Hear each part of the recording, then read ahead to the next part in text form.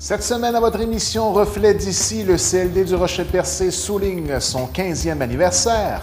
Tout ce qui bouge au niveau de la MRC du Rocher-Percé, au niveau entreprise, que ce soit au niveau de nos organisations sans but lucratif, passe par nos bureaux. L'Opération Enfant Soleil verse 25 297 $ au C3S du Rocher-Percé. C'est le fun de se rendre compte que la cause d'Enfant Soleil est la cause la plus aimée des Québécois, si on veut, la plus crédible. Ça a été prouvé par un sondage. Moi, je vous dis ça comme ça, je le savais, mais les gens ont ça tatoué sur le cœur au Québec, cette cause-là. Claude Blais sera la tête d'affiche pour le défi Tête à prix dans le secteur de la MRC du Rocher-Percé. Il faut être solidaire pour cette cause-là. C'est une cause qui nous touche tous et toutes. On a tout quelqu'un tout près de nous, si c'est pas nous, qui a été atteint par cette maladie-là. Et je pense qu'il est important d'être solidaire collectivement pour permettre d'avancer le plus tôt possible. Et la capsule divertissement avec Jocelyne Covier. Oui, c'est des images véritables, donc c'est pas du montage ordinateur, Photoshop, c'est vraiment des phénomènes. Et il y a certains de ces phénomènes que vous pouvez voir ici. Ah oui. Donc, ça va vous permettre de comprendre un peu le principe. Mesdames, Messieurs, bonsoir et bienvenue à votre émission Reflet d'ici. Dans le cadre de la tournée provinciale annuelle, les animateurs d'Opération Enfant Soleil, Maxime Landry et Annie Brocoli, ont remis un montant de 10 060 $ au C3S du Rocher-Percé. Cet octroi contribuera à l'acquisition de 5 tire-laits qui permettront le maintien de l'allaitement et de ses bienfaits auprès des nouveau-nés.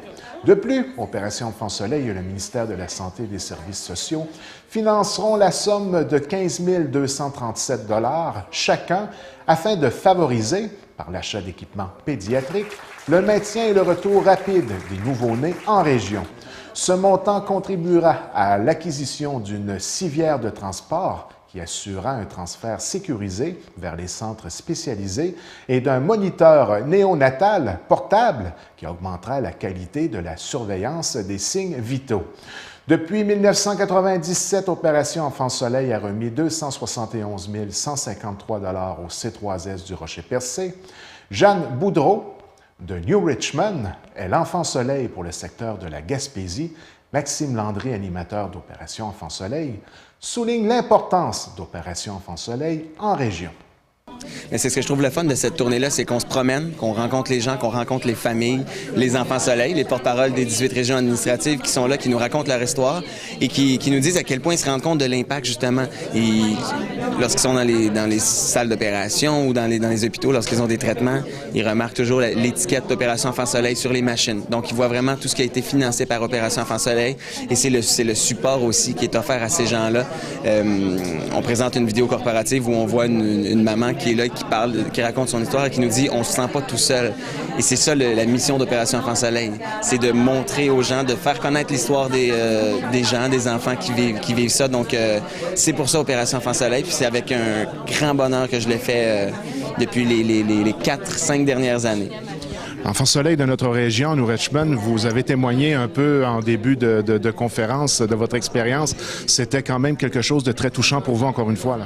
C'est toujours émouvant. C'est toujours émouvant parce que on débarque comme ça à l'improviste chez les gens qui nous parlent d'une histoire, de ce qu'ils ont vécu, de ce qu'ils vivent encore, parce que assez souvent, ces familles-là sont en plein traitement, voyage à Québec, à Montréal, à Sainte-Justine. Donc, et nous, on débarque, on leur dit racontez-nous votre histoire parce qu'on a envie de vous faire connaître, on a envie d'en savoir plus sur vous. Donc, et les gens nous ouvrent leur cœur, leurs bras, et on se revoit toujours. Il y a des liens qui se tissent, quelque chose qui devrait se créer en 10 ans normalement. Mais là, ça se fait instantanément parce qu'on est là pour la même raison, parce qu'on est ouvert à leur histoire et qu'on a envie de la partager. Et on se revoit souvent parce qu'à Enfants Soleil au Téléthon, entre autres, on a une loge qui s'appelle la Loge des Enfants Soleil où on les invite tous et on passe vraiment toutes les heures, les 2 jours du Téléthon avec les parents, avec la famille, avec les enfants. Donc, c'est leur journée. C'est pour ça qu'on fait ça. Moi, quand on fait la tournée, on en profite aussi pour visiter les enfants qui sont dans les hôpitaux un peu partout où on va.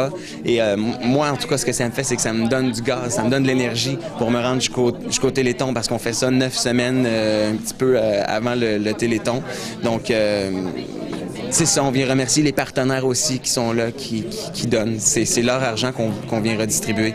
On vient redistribuer les sous qui ont été amassés au Téléthon dernier avec nos partenaires et les 1000 collectes de fonds qui sont faites un peu partout à travers le Québec. C'est le fun de se rendre compte que la cause d'Enfants Soleil est la cause la plus aimée des Québécois, si on veut, la plus crédible. Ça a été prouvé par un sondage. Moi, je vous dis ça comme ça, je le savais, mais les gens ont ça tatoué sur le cœur au Québec, cette cause-là. Donc, c'est un rendez-vous le 31 mai et 1er juin prochain, encore avec la solidarité habituelle. Voilà, et c'est ouvert à tous. Hein. C'est un plateau où il y a un paquet d'artistes qui sont là pour la cause. On peut rencontrer les enfants aussi. Venez, c'est au pavillon de la jeunesse à Québec. Je lance le message à tout le monde. Et c'est incroyable. C'est extraordinaire de voir l'élan de générosité qu'il y a sur ce plateau-là pendant 24 heures. Il faut vraiment vivre l'expérience. Merci beaucoup. Merci à vous. C'est gentil. Le 22 avril dernier, le CLD du Rocher-Percé tenait son assemblée générale annuelle, soulignant du même coup sa 15e année d'existence. Pour l'année 2013, le CLD a atteint ses objectifs. 830 069 $ a été attribué dans 112 dossiers, desquels généreront des investissements de près de 13,3 millions de dollars. Encore cette année, le CLD demeure un intervenant majeur auprès de son milieu. M. Mario Grenier, directeur général du CLD. Absolument, Mirko. Le CLD de Rocher-Percé a tout le temps engagé ces sommes d'argent disponibles pour l'entrepreneuriat de la MRC de Rocher-Percé. Donc, cet argent-là a servi beaucoup à nos entreprises à se développer, puis aussi à faire de la création et le maintien d'emploi. En ce qui concerne la dernière année, on parle de 112 projets, près de 6 millions de retombées économiques. C'est vraiment là, un moteur du développement économique, là. Tout ce qui bouge au niveau de la MRC de Rocher-Percé, au niveau entreprise, que ce soit au niveau de nos organisations sans but lucratif, passe par nos bureaux. Et à chaque fois qu'on a un dossier, on le regarde. S'il y a vraiment une valeur ajoutée sur notre territoire, on essaie, avec les moyens, les argents disponibles, d'aider cet esprit entrepreneurial de nos promoteurs. C'est un beau travail d'équipe entre les administrateurs et les entreprises du milieu. Absolument. Donc, la recette pour avoir vraiment une entreprise à succès repose aussi à des individus.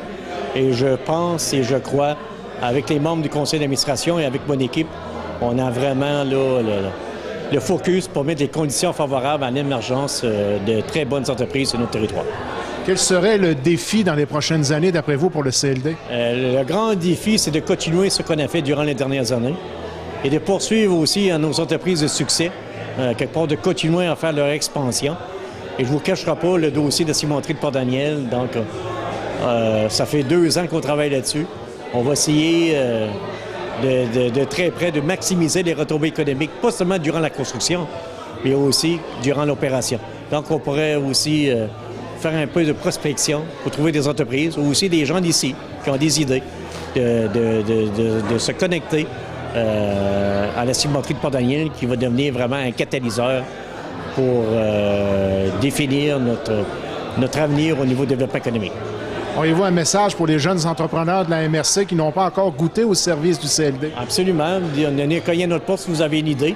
Et je ne vous cacherai pas, peu importe le secteur d'activité. Donc, je parle de la cimenterie de Port-Daniel, mais aussi il y a d'autres secteurs d'activité, que ce soit les pêches, que ce soit les récréo-tourisme.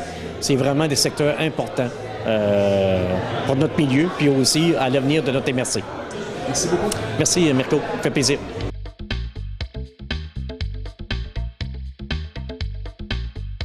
Bien, mesdames, messieurs, à votre section entrevue de votre émission Reflet d'ici cette semaine, nous recevons en studio M. Claude Blais, tête d'affiche pour le défi Tête à prix qui va avoir lieu le 18 octobre prochain à la place du Havre de Chandler. Tout d'abord, bonsoir M. Blais. Bonsoir. Ça va bien? Ça va super bien. Alors, comme je le disais en introduction d'entrevue, on se rencontre aujourd'hui pour un peu sensibiliser les gens à la cause et expliquer un peu le processus pour être solidaire de cette cause très importante, là, tant pour la population québécoise que pour le secteur spécifique de la MRC du Rocher-Percé. Effectivement, oui. Alors, M. Blais, tout d'abord, peut-être un peu expliquer c'est quoi le rôle que vous allez jouer à l'intérieur de cette cause-là. Tout d'abord, on comprend d'entrée de jeu que vous allez être la tête d'affiche. Donc, il y a des grosses chances que vous allez vous faire couper les cheveux pour la cause, c'est bien ça? C'est bien ça. C'est bien ça, mais en plus, il y a... c'est la 9e édition du défi Tête à prix. Dans notre MRC, il y a plusieurs personnes qui ont accepté de jouer le rôle de tête d'affiche avant moi au fil des années. On se souviendra que l'an dernier, la tête d'affiche était Cathy Poirier de Saumon Fumé Monsieur Émile. Et cette année, j'ai accepté de relever ce défi-là. Je l'ai accepté avec fierté d'ailleurs. Le défi tête d'affiche, dans le défi de Tête à prix, c'est en plus de mettre sa tête à prix, se faire raser, d'amasser des sous pour la cause, c'est aussi de faire en sorte que de solliciter le plus de gens possible à eux aussi à venir mettre leur tête à prix pour ce défi-là. Fait que moi, ce que je veux lancer comme message aujourd'hui, présentement dans la MRC du Rocher-Percé, nous sommes actuellement que 2 personnes qui se sont inscrites pour le défi Tête à prix. L'an passé, l'événement avait apporté 25 personnes, 25 participants dans notre MRC qui avaient mis leur tête à prix et qui étaient venus se faire raser à la place du Havre. Moi, ce que je dis, c'est qu'il faut être solidaire pour cette cause-là. C'est une cause qui nous touche tous et toutes. On a tout quelqu'un tout près de nous, si ce n'est pas nous, qui a été atteint par cette maladie-là. Et je pense qu'il est important d'être solidaire collectivement pour permettre d'avancer le plus tôt possible. C'est une cause qui avait très bien été l'année dernière. On avait réussi à ramasser 29 057 $ pour la cause l'année dernière. Et il faut le dire, 25 personnes, on peut dire que l'année passée, ça avait été quand même pratiquement mission accomplie là, pour ce qui est de la solidarité autour de l'événement. 25 têtes d'affiche, c'est quand même assez impressionnant. Ça faisait un bel exercice de tonte de cheveux à la place du Havre. Hein? Oui, effectivement. Parlons de quelques statistiques là, en ce qui concerne là, ce cancer-là qui fait de plus en plus peur et c'est un véritable ravage là, et ça va malheureusement probablement nous toucher de près ou de loin dans notre vie. C'est pratiquement inévitable maintenant. Hein? On dit qu'une personne sur 2 au cours de sa vie va être atteinte par un cancer, va recevoir un diagnostic de cancer. Chaque année, bon an, mal an, seulement dans l'Est du Québec, là, il y a plus de 2200 nouvelles personnes qui voient leur vie basculer parce qu'ils reçoivent un diagnostic de cancer. C'est certain que de ces 2200 personnes-là, il faut penser aussi à toute la famille rapprochée qui est touchée par ça aussi. Là, on dit qu'en moyenne, lorsqu'on reçoit un diagnostic de cancer, il y a 4 personnes autour de nous qui vont en subir des conséquences là, aussi. Là. Je fais une petite parenthèse. Vous avez sûrement vu une publicité qui a passé à la télé, justement, qui illustrait très bien là, cette image-là dont on discute en ce moment, où on voyait dans un salon la personne concernée qui annonçait qui se faisait comme propulser vers l'arrière de par la nouvelle. C'est un véritable drame, là, tant au niveau de la personne qui le vit, mais des personnes qui entourent cette personne, qui vivent près là, de cette personne-là. Vous-même, vous avez quelqu'un proche de vous qui a eu à combattre le cancer. Hein? Oui, bien effectivement. Moi, si j'ai accepté là, de relever le défi d'être la tête d'affiche dans la MRC cette année, c'est que l'an dernier, justement, j'ai accompagné mon père pendant 8 semaines, moi, à l'hôtellerie Omer Brazo à Rimouski. Mon père avait reçu un diagnostic de cancer. Et c'est là que j'ai vu l'importance de ces infrastructures-là, l'importance des bénévoles, des employés qui nous reçoivent, qui reçoivent les gens de l'Est du Québec, là, incluant la Côte-Nord, le Bas-Saint-Laurent, les gens qui peuvent bénéficier à des coûts minimes là, de cet accueil chaleureux-là, où on se retrouve à travers la maladie, mais en petits groupes, ça devient quasiment une grande famille là, chez Omer Brazo. Et la majorité des sous qui sont amassés dans le défi Tête à prix sert justement à faire fonctionner ce genre d'établissement-là. Est-ce qu'on parle des infrastructures en tant que telles ou tout l'ensemble des services qui entourent l'infrastructure elle-même. L'ensemble des services. Tout à fait. Hein. Oui, l'ensemble des services. Et au-delà d'1 million de dollars, là, je crois 1,3 million que ça prend pour faire fonctionner ces services-là durant une année. Donc, la preuve est faite que l'ensemble des argents qui sont amassés dans le cadre de cette cause sont investis là, de façon très intelligente et font réellement une différence là, dans l'accompagnement que les personnes qui sont victimes peuvent recevoir. Là. Oui, c'est certain. C'est démontré, là, les statistiques à l'appui. L'objectif de cette année est de 300 000 $? Oui, 300 000 $ pour l'ensemble de la campagne là, dans l'Est du Québec. Là. Objectif tout de même réaliste. On pense que 399 personnes se sont présentées comme tête d'affiche l'année dernière et ont réussi à amasser 294 000 $. Effectivement. Donc, c'est quelque chose maintenant qui fait partie des activités habituelles à chaque année qui reviennent. Hein? Oui, c'est quand même la 9e année. Hein, puis les gens répondent là, un peu partout à cette cause-là. Il y en a beaucoup de causes. Ils sont toutes bonnes, les causes. Hein? Mais comme je vous disais, lorsqu'on est sollicité concernant cette maladie-là, ça vient nous toucher directement. Hein?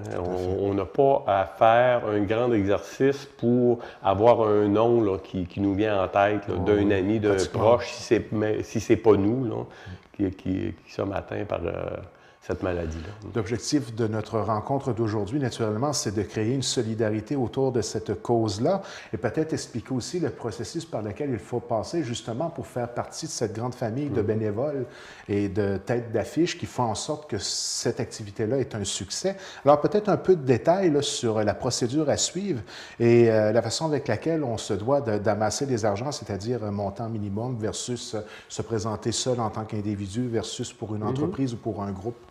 Oui, bien, la première démarche à faire lorsqu'on décide de mettre sa tête à prix, c'est d'aller s'inscrire, d'aller sur le site de l'Association du cancer de l'Est du Québec, plus précisément le www.défi-tête-à-prix, tout dans un mot.org. Je crois que vous allez le placer voir en bas de l'écran. À l'écran. Là. Et avant même de commencer à amasser des sous, il faut aller s'inscrire. C'est une procédure qui n'est pas longue, qui prend quelques minutes. Là. Et à partir de ce moment-là, ben, on s'engage, lorsqu'on s'inscrit comme personne individuelle, à amasser un minimum de 100 $. Et lorsque on s'inscrit, on peut s'inscrire comme groupe ou ça peut être aussi une entreprise qui décide de s'inscrire. Mais là, la procédure est la même, mais on s'engage à amasser un minimum de 500 $. Et là, à partir de ce moment-là, à partir du moment où vous êtes inscrit, bien, tous les outils promotionnels de l'Association du cancer de l'Est du Québec, du défi tête à prix, vous sont accessibles. Entre autres, vous allez pouvoir recevoir des dons en ligne. L'association met le site là, à votre disposition où les gens, vos amis, vos connaissances, les gens qui veulent vous supporter vont pouvoir venir faire un don en ligne, soit avec une carte de débit ou une carte de crédit.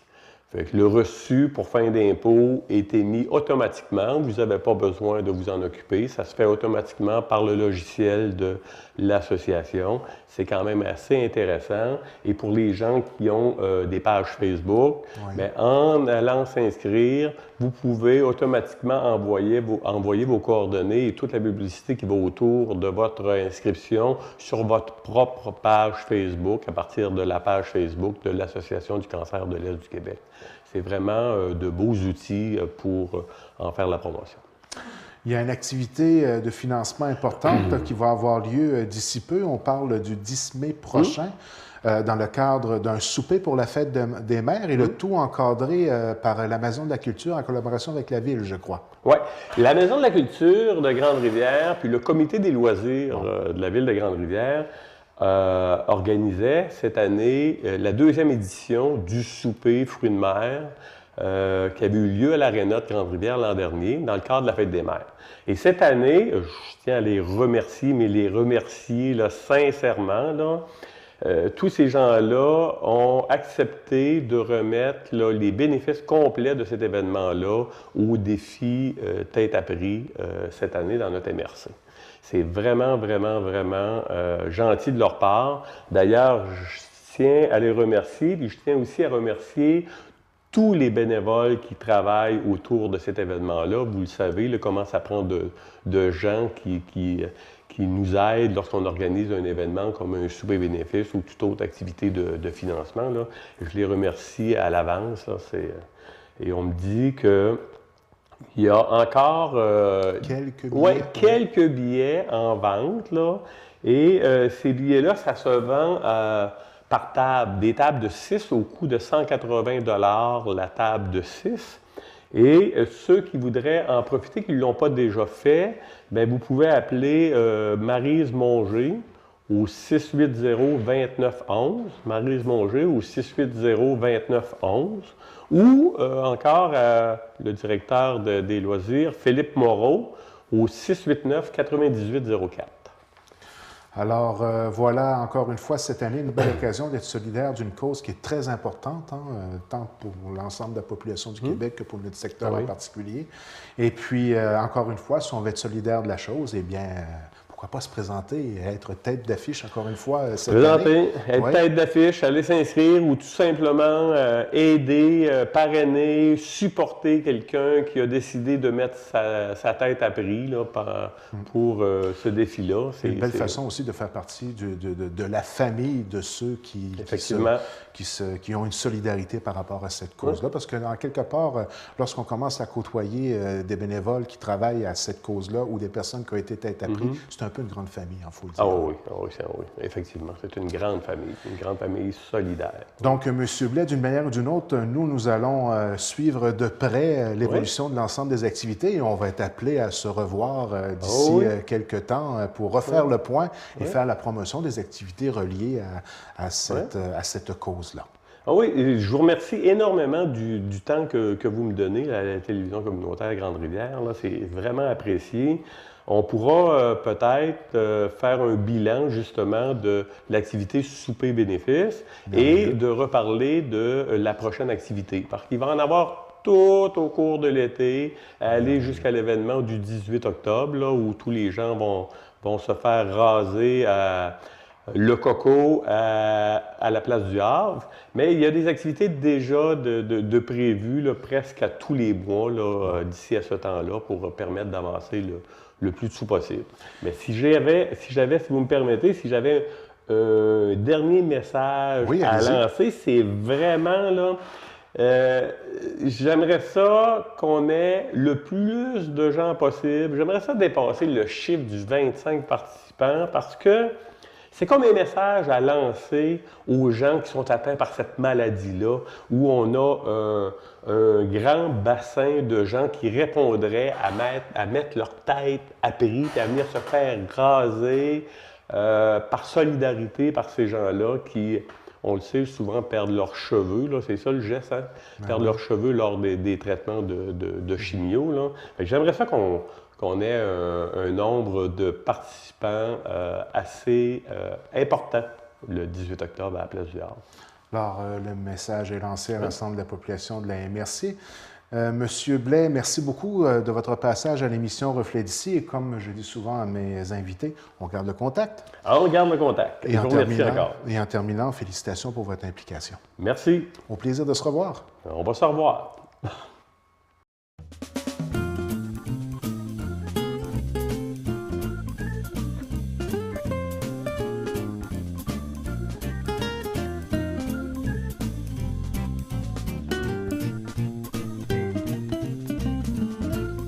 Eh bien, mesdames, messieurs, nous en sommes maintenant à la capsule divertissement, toujours en notre compagnie, Jocelyne Cauvier. Bonsoir, Jocelyne. Bonsoir. Ça va bien? Oui, ça va bien. Alors, cette semaine, dans notre capsule divertissement, nous allons parler de phénomènes naturels.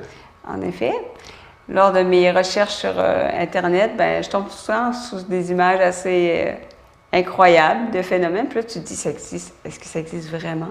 Et est-ce que c'est vraiment naturel? Je crois qu'on va avoir des images un peu choc, là. Hein? Oui, c'est des images véritables. Donc, c'est pas du montage ordinateur, Photoshop, c'est vraiment des phénomènes. Et il y a certains de ces phénomènes que vous pouvez voir ici. Ah oui? Donc, ça va vous permettre de comprendre un peu le principe. Bon, on va découvrir ça ensemble. Donc, on débute avec des arcs-en-ciel lunaires. Donc, c'est le même principe qu'un arc-en-ciel normal, si on veut. Sauf que ce n'est pas réfléchi par la lumière directe du Soleil, mais par la surface de la Lune. Mais, donc, c'est un peu moins brillant. On les voit brillantes parce que sur un appareil photo, l'appareil photo va capter plus de lumière qu'un œil humain. Donc, c'est pour ça qu'on les voit brillantes. OK. C'est toujours en position inverse de la Lune dans le ciel. Puis la Lune doit être basse, c'est-à-dire 42 degrés au moins. Puis il doit pleuvoir dans la direction de l'arc. Ou bien, s'il ne pleut pas, ben, une chute d'eau, par exemple, comme on voit. Donc, c'est sûr qu'à travers les photos qu'on voit actuellement, les couleurs sont plus, disons, éclatantes que ce qu'on verrait à l'œil nu. C'est ce que tu nous expliques? Exactement, parce qu'un appareil photo, c'est comme les aurores boréales, on va les voir de façon plus intense à l'appareil photo des qu'à l'œil images nu. un peu plus subtiles. Subtil, voilà. Donc, c'est un arc-en-ciel lunaire, reflété par la Lune. Parfait. Ensuite, j'enchaîne avec un arc-en-ciel blanc, cette fois-ci. C'est dû à la réfraction, la réflexion, la diffraction de la lumière dans les fines gouttelettes d'eau, de la brume ou du brouillard. Donc, c'est moins coloré qu'un arc-en-ciel standard. Pourquoi? Parce que les gouttelettes d'eau sont fines. Donc, c'est blanc. C'est surtout visible sur les collines, les montagnes et sur la mer quand il y a une espèce de brume comme on voit à l'écran en ce moment. C'est spécial. Donc, c'est quelque chose que vous pouvez quand même voir. C'est impressionnant. Forme circulaire complète, hein? Oui. Parce qu'un arc-en-ciel standard aussi, si on le verrait au complet, il serait circulaire. Ah ouais. On voit seulement l'arc, oui. On voit seulement une portion. On continue dans le même style de phénomène naturel. On appelle ça un arc circumhorizontal ou arc de feu. Donc, c'est une image véritable. C'est situé sous le soleil en général. C'est la réfraction de la lumière dans des nuages cirrus en haute altitude. Donc, dans une émission précédente, on parlait des cirrus. Donc, c'est la lumière qui traverse des cristaux de glace dans ces nuages-là. C'est plus pur et plus coloré qu'un arc-en-ciel standard. C'est vraiment beau. Donc, j'en ai pas encore vu. C'est de toute beauté, là. C'est vraiment impressionnant. Ah oui. J'enchaîne avec un autre phénomène dans le même style, c'est ce qu'on appelle une gloire. C'est encore une fois, c'est une espèce de petit arc-en-ciel, c'est autour d'une silhouette. C'est des anneaux colorés qui sont vus autour de notre ombre. Donc, on voit l'ombre d'une personne. C'est lorsqu'on est éclairé par derrière par le soleil et que notre ombre est projetée sur une brume, ou comme ici, là, sur une source thermale. Donc, on appelle ça, dans certaines cultures, la lumière de Bouddha. On associe ça à une espèce d'illumination personnelle. Parce que ça fait vraiment le tour de la silhouette ou de la tête. Et c'est aussi visible autour des avions, lorsqu'il y a des silhouettes d'avions, comme on voit à l'écran. Donc, encore une fois, parce qu'il y a une espèce de brume, aussi s'il y a une rosée. Donc, on appelle ça une gloire. Ça porte bien son nom. C'est une espèce... Ça fait référence à l'illumination personnelle, si on veut. J'enchaîne ensuite avec des cheveux de glace. C'est un phénomène, c'est des cristaux qui s'accumulent les uns sur les autres pour former des filaments. Ça se forme à partir de végétaux ou de bois morts. C'est au début de l'hiver. Et c'est quand le sol n'est pas encore gelé. Ça forme vraiment comme des espèces de fleurs de glace. Ben oui. C'est assez joli, là. Très beau. Très impressionnant comme phénomène. C'est vrai que ça fait penser à des cheveux, surtout C'est cette comme photo-là. des cheveux d'ange, là. Ben oui. Donc, on voit, c'est comme une fleur. Donc, si vous voyez ça, là, c'est des cheveux de glace. J'enchaîne avec la foudre de Catatumbo. C'est une région du monde au Venezuela où il y a toujours une foudre. Bien, je dis toujours, c'est 150 nuits par an. Puis ça dure 10 heures à chaque fois. C'est une fréquence de 280 éclairs à l'heure. Donc, c'est une région là, qui est assez active. C'est à l'embouchure d'une rivière. Donc, on voit la quantité, là. Et c'est comme ça presque tout le temps. Ah oui. Oui. Donc, les foudres de Catatumbo. Ensuite, on y va avec des éclairs dans un volcan, parce que lorsqu'il y a une éruption volcanique, ça arrive qu'il y a des éclairs. On n'est pas certain du principe encore, mais ça serait causé par le mouvement des bulles de magma ou des cendres volcaniques qui seraient électriquement chargées. Donc, ça forme vraiment des éclairs au sein même là, de l'éruption volcanique. Combinaison meurtrière. Oui, et c'est assez impressionnant à voir. C'est assez apocalyptique comme vision, là. Tout à fait. Ensuite, on va parler de cercle de glace. C'est un phénomène qui est rare, qui va se produire sur des cours d'eau, notamment en Amérique du Nord. Donc, c'est quand il y a une mince couche de glace qui a une rotation lente. Et ces cercles-là peuvent faire vraiment plusieurs mètres de diamètre. Donc, on va en voir quelques-uns. C'est assez impressionnant que la nature peut faire un cercle aussi parfait. Ben oui. Donc ici, ça a vraiment fait une série de cercles différents. Ça, c'est à cause du courant, quoi? Oui, c'est la rotation. Il faut que la glace soit assez mince. Et c'est une rotation lente du courant. Et ça va finir par faire... Mais c'est un phénomène rare. Il faut qu'il y ait quand même des bonnes conditions qui sont réunies pour ça. Là. Ensuite, on y va avec ce qu'on appelle des brénicles. C'est des stalactites de glace, mais au fond de l'eau, au fond de la mer.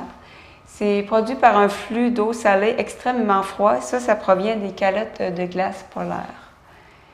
Donc, c'est un phénomène qu'on a découvert quand même assez récemment. Et on voit un plongeur avec des stalactites de mer. Ensuite, j'enchaîne avec des colonnes lumineuses qu'on appelle aussi des piliers. On voit ça parfois là, avec le soleil ou la lune. C'est des traînées lumineuses, donc au-dessus ou au-dessous de la lune et du soleil. C'est visible au lever ou au coucher. C'est la lumière qui est réfléchie dans les cristaux de glace. Et ce phénomène-là, on peut le voir aussi avec des lumières standards, si on veut, comme ici, des lumières d'une ville. Comme il y a des cristaux de glace en suspension devant nous, si on veut, ça va produire un phénomène comme ça qui est assez joli, qui est assez impressionnant. Donc, c'est quelque chose qu'on peut voir ici. Ensuite, on parle de trombes marines, qui est un phénomène assez impressionnant. C'est des colonnes d'eau et d'air en rotation. Ça forme un entonnoir nuageux. Et ça se forme quand de l'air froid passe au-dessus des eaux chaudes. Donc, évidemment, ici, ça serait difficile d'en avoir parce que nos eaux sont froides. Là. Mais ici, on en voit 3 en formation. C'est assez rare. Là. Moi, si je serais le bateau, j'aurais un petit peu peur. Là. Oui, hein, ça doit être assez... Oui. Donc, c'est avec le phénomène des tornades, si on veut, là, mais sauf que c'est ce qu'on appelle une trompe d'eau, c'est sur l'océan. C'est assez impressionnant. Ensuite, on parle de parélie. C'est un phénomène, ce qu'on appelle les chiens du soleil. C'est 2 répliques du soleil qui vont se faire de chaque côté. C'est un phénomène de réflexion et de réfraction de la lumière, encore une fois dans des cristaux de glace. Et plus le soleil est haut, plus les parélies vont être éloignées. Donc ça aussi, c'est quelque chose qu'on peut voir ici, là, quand les conditions sont bonnes pour ça. C'est assez impressionnant. Ensuite, j'enchaîne avec des dolines. Ça, c'est vraiment quelque chose à voir. C'est une érosion calcaire à cause de l'eau de pluie. Ce qu'on voit là, c'est au Guatemala. C'est vraiment un effondrement qui s'est fait. Le calcaire, à cause de l'eau, finalement, le sous-sol va s'effondrer soudainement. Puis, ça peut mesurer plusieurs centaines de mètres. Donc, ça, c'est au Guatemala, en plein milieu d'une ville. Ben oui, c'est impressionnant, merci. Oui, c'est très, très impressionnant. Là, on parle d'une usure sur le long terme. Oui, c'est vraiment... Là, ça s'est préparé sur une longue période. Oui, sur une longue période. Et ça, ici, ça, c'est en Floride. Donc, encore une fois, au milieu d'une ville, ça avertit pas vraiment parce que vraiment, ça va se faire de façon souterraine, le calcaire qui va subir une érosion. Et tout d'un coup, ça lâche. Incroyable. Donc, la Terre est assez impressionnante. J'enchaîne avec des rouleaux de neige. Ça, j'en ai déjà vu. Pas aussi impressionnant, mais j'en ai vu ici. Ça se forme surtout en montagne. C'est un phénomène rare. C'est de la neige mouillée qui se met à rouler en pente, emportée par le vent. On appelle ça aussi des beignes de neige. Il faut que plusieurs conditions soient réunies. C'est une bonne vitesse du vent, une bonne température, bonne surface lisse, puis une bonne cohésion de la neige. C'est pour ça que c'est rare. Là. Donc, moi, quand je l'avais vu, ça ressemblait pas mal à ça qu'on voit à l'écran. Oui, je m'étais levée un matin, puis c'est... T'as vu ça où? Derrière chez moi, il y a un champ qui était rempli de petits rouleaux comme ça. Puis à l'époque, je me demandais comment ça s'est formé. Là. C'est que... Ça, c'est sur un toit, donc ça peut former des rouleaux comme ça aussi. Mais il faut que le vent soit à une bonne vitesse là, pour soulever juste assez la neige, puis qu'elle se tienne ensemble juste parfaitement. Juste assez froid, oui. Oui, qu'elle ne soit pas trop lourde et pas trop légère, parce que sinon, ça va devenir la neige folle. Donc, pas facile à reproduire de façon artificielle. Hein? Effectivement. C'est là qu'on s'aperçoit que des fois, il y a des conjugaisons de... Bien, c'est pour ça que c'est des phénomènes rares. Et comme je dis, je l'ai vu ici, la Grande-Rivière. Donc, là, c'est sûr qu'en saison estivale, c'est plus rare quand même. Mais l'hiver prochain, surveillez ça. Façon de moins se donner de la misère, si on veut reproduire ça, c'est de le faire en hiver. Exactement. Ensuite, je vous parle de la ceinture de Vénus. Ça va vous dire quelque chose quand le ciel est rosé. C'est une bande de ciel rosé à l'horizon. C'est visible à l'aube au crépuscule.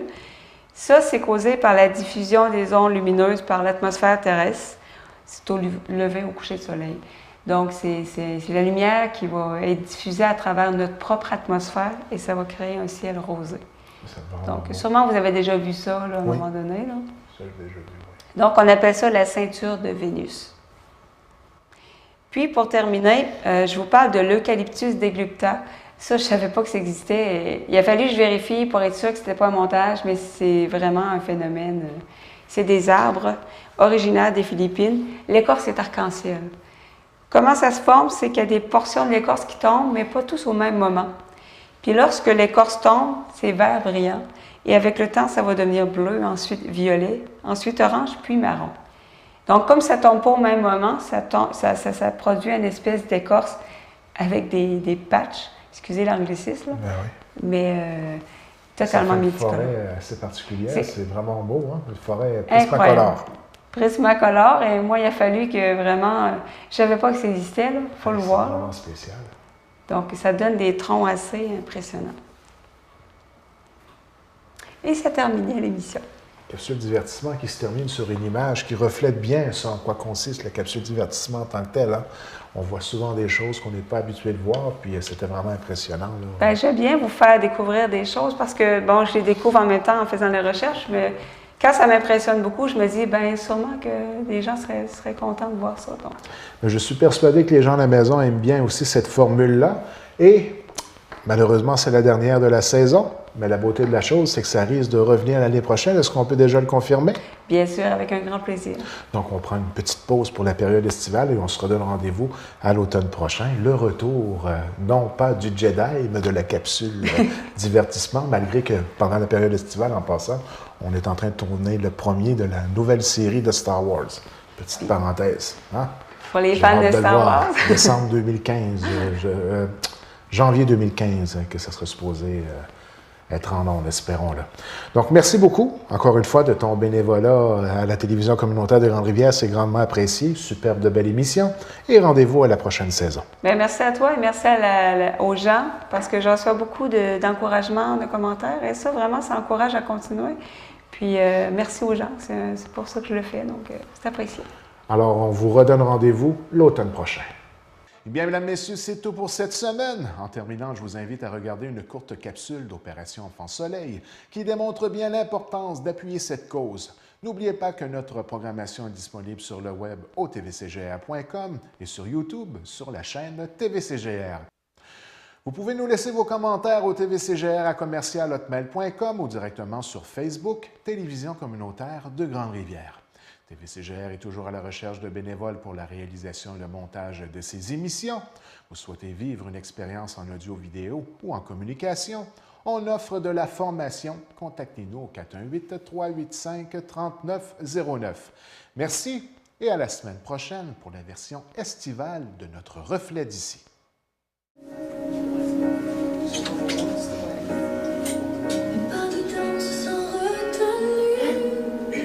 Quelques éclats de rire et tous tes secrets mis à nu. Pas besoin de se mentir. Enfant Soleil nous aide comme médecins à obtenir des choses qu'on ne pourrait pas réussir à obtenir. C'est tout ce que nous avons grâce à Opération Enfant Soleil, à la fois des équipements, à la fois des infrastructures, mais aussi une participation à l'amélioration des soins. Quand on se retrouve devant le contexte d'un téléthon où on se rend compte que des millions de dollars sont donnés pour trouver des solutions pour tous les enfants, mais pour mon enfant, parce que mon enfant fait partie de ces enfants-là, je me sens plus toute seule.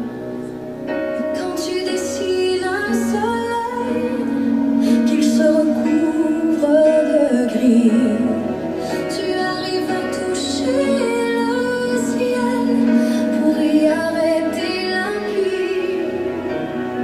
Opération Enfant Soleil reconnaît l'importance des services de proximité en région.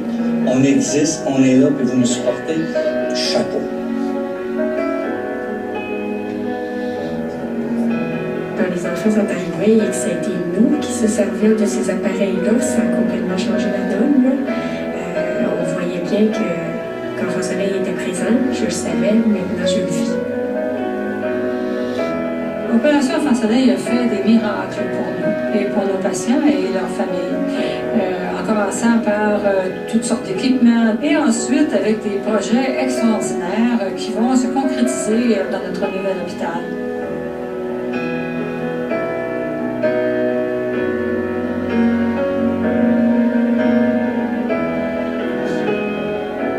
Ce que je disais aux gens, c'est que les dons ils vont à la bonne place. Je voudrais dire merci beaucoup de m'aider parce que je suis très contente. Je suis fière d'eux autres. Tu vois, c'est pour toi